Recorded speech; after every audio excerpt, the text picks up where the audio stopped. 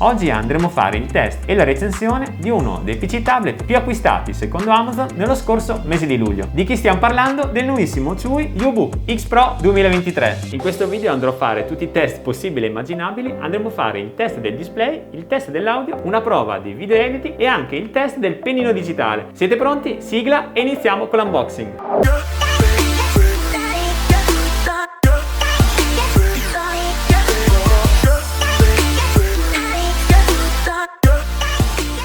Partiamo con la tastiera, tiriamo via anche l'imballo ed eccola qua. Qua ci sono i connettori e le due calamite per incastrarlo al computer e guardate che figata, il tessuto posteriore mi ha veramente colpito tantissimo perché è molto morbido al tatto ed è anche antiscivolo. Comunque dopo l'andiamo a analizzare. E ora il pezzo forte, andiamo ad estrarlo anche qui delicatamente. C'è subito una busta, vediamo cosa c'è all'interno. Immagino ci sia il manuale di istruzioni e la garanzia, infatti eccoli qua. Guardate quanto è grande, ben 13 pollici, e osservando anche la parte posteriore si vede subito che non è il solito plasticone ma il telaio completamente in metallo. Prima di approfondirlo finiamo l'unboxing, andiamo a vedere cosa hanno inserito in questo vano laterale. Probabilmente ci sarà l'alimentatore e infatti eccolo qua. Tra l'altro ho apprezzato tantissimo di Chuwi la lunghezza del cavo, che è quasi 2 metri, perché in altri dispositivi simili hanno inserito cavi molto più corti, obbligando quasi sempre a utilizzare una prolunga. E ultimo ma non per importanza, il pennino digitale. Andiamo subito ad aprirlo. Vi ricordo però che questo accessorio non è compreso nella dotazione base ma lo potete acquistare separatamente.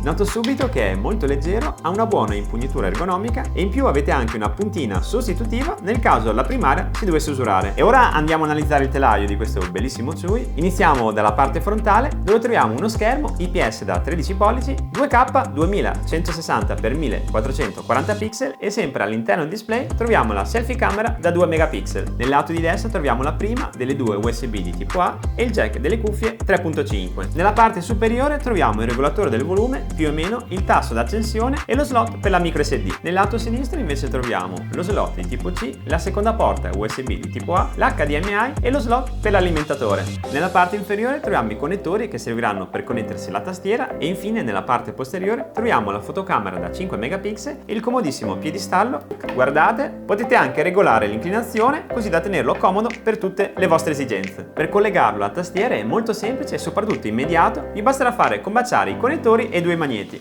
Guardate che rapidità!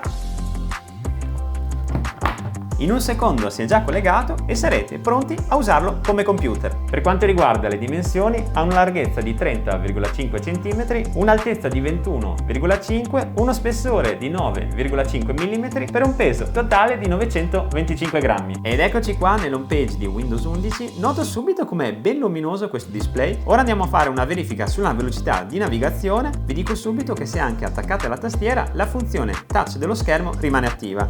Andiamo a cercare news, guardate con che rapidità trovate i risultati. Andiamo avanti e indietro dallo schermo, guardate anche qui che velocità. Apriamo un articolo a caso, direi questo.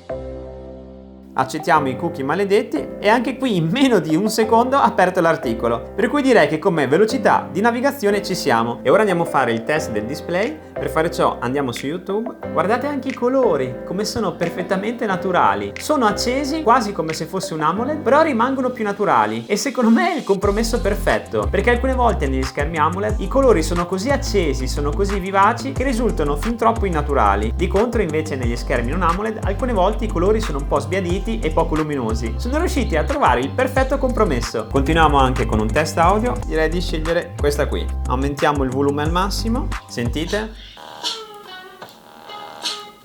Direi che come qualità ci siamo. Ovviamente la potenza è quello che è. Si vede che questo tablet non punta sull'audio ma principalmente sul video, per cui se desiderate una qualità maggiore vi basterà semplicemente collegarci degli speaker. Per quanto riguarda le impostazioni sono le classiche di Windows 11. Partiamo dallo schermo, potete regolare ovviamente la luminosità, metterla al minimo oppure al massimo. Guardate quanto è luminoso, io di solito la tengo a media intensità. La luce notturna che vi consiglio di attivare di sera per diminuire l'affaticamento visivo. Potete anche bloccare o sbloccare con un semplice clic la rotazione dello schermo come si fa nei cellulari. Ovviamente questo dispositivo è anche dotato di Bluetooth, per cui potete collegarlo a un cellulare, a una stampante e a tutti i dispositivi compatibili che hanno il Bluetooth integrato. E ora siamo arrivati al test gaming. Come gioco ho scelto City Racing 3D, nel mentre vi ricordo che vi ho lasciato in descrizione l'intera scheda tecnica di questo fantastico computer. Vi elenco comunque le caratteristiche principali a partire dal processore. Monta un quad-core Intel i5 di 10ª generazione, 8 GB di RAM, 512 GB di memoria, GPU ARM Mali G72, scheda grafica Intel con frequenza base a 300 MHz e turbo massimo fino a 1050 MHz. E per finire, per quanto riguarda l'autonomia, monta una batteria a litio non rimovibile da 5000 mAh, compatibile con la ricarica rapida a 38 watt. Tornando al test gaming, devo dire che nonostante non sia un device appositamente progettato per videogiocare, se l'è cavata abbastanza bene, la giocabilità è stata buona, pochissimi lag e rallentamenti, e devo dire che il display l'ha fatta da padrone, la luminosità e la nitidezza sono veramente di altissimo livello e danno quel pizzico di realismo in più quando si va a videogiocare. Un'altra caratteristica di questo CHUI che ho apprezzato tantissimo è la presenza non di una ma di ben 2 porte USB di tipo A, ma soprattutto che sono state posizionate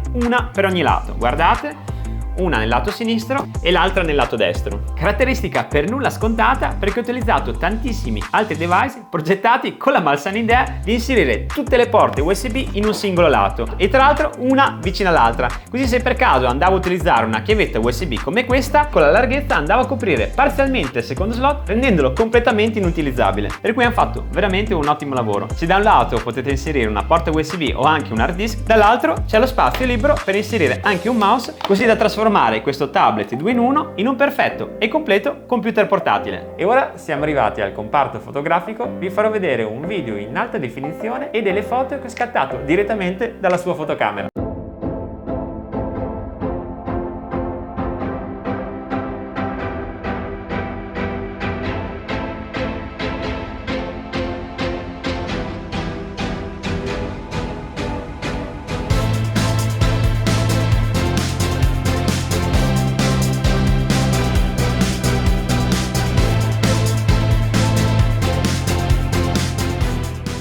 Come avete visto dagli scatti, nonostante sia più un computer che un tablet, le foto non sono affatto male, la qualità dei colori è abbastanza buona e la resa delle luci è perfettamente naturale. E per quanto riguarda i video, anche qui siamo sulla sufficienza, con l'unico difetto che se registrati in movimento tendono a perdere leggermente di stabilità. E ora, visto che voi siete un pubblico molto esigente, andiamo anche a fare un super test di editing. Scegliamo 3 foto, prendo queste 3 del Luca dell'anno scorso, dopodiché andiamo a selezionare anche una canzone, Perfect Day va benissimo, e infine andiamo ad aggiungere anche un video, direi questo qui è la mia vecchia recensione del drone Cetus Pro. Ora andiamo a mettere tutto nell'elaborato, partiamo dalle foto 1, 2 e 3, inseriamo anche la canzone, eccola qua, e infine anche il video che ha una durata di circa 7-8 minuti. Ora che l'elaborato è pronto, clicchiamo su Esporta, impostiamo la qualità su massima, 50 fps e risoluzione Full HD. Siete pronti? 3, 2, 1, via! Guardate, è già partito, è al 2, al 3, già al 4% ed ha come tempo rimanente 2 minuti e 30 secondi. E per un video di 7-8 minuti con 3 linee di editing è veramente un risultato sorprendente. Guardate, è già al 15%, sta andando come un treno. Ora accelero l'elaborazione e ci vediamo al 100%.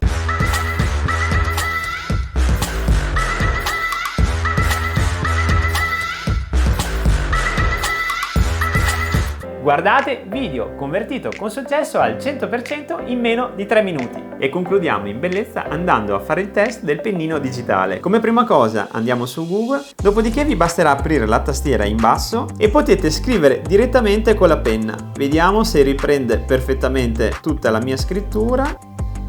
Guardate, l'ha trovato perfettamente e anche la scrittura è corretta. Tra l'altro, guardando, sono felice di sapere che Google abbia un'ottima considerazione del mio brand, perché ha inserito tutti i miei social e anche i vecchi video. Per chi di voi non si è ancora iscritto, vedendo il mio analytics ci sono tantissime persone che guardano i miei video ma non si iscrivono, e non so perché, dato che è completamente gratuito. Per cui chi non l'ha ancora fatto, mi raccomando, si iscriva, è gratis, così mi aiuterete tantissimo a supportare il mio progetto. E ora il test finale, l'andiamo a usare per l'utilizzo per cui è stata progettata, ossia disegnare sfruttando questo CHUI come tavoletta grafica. Siete pronti? 3, 2, 1, via!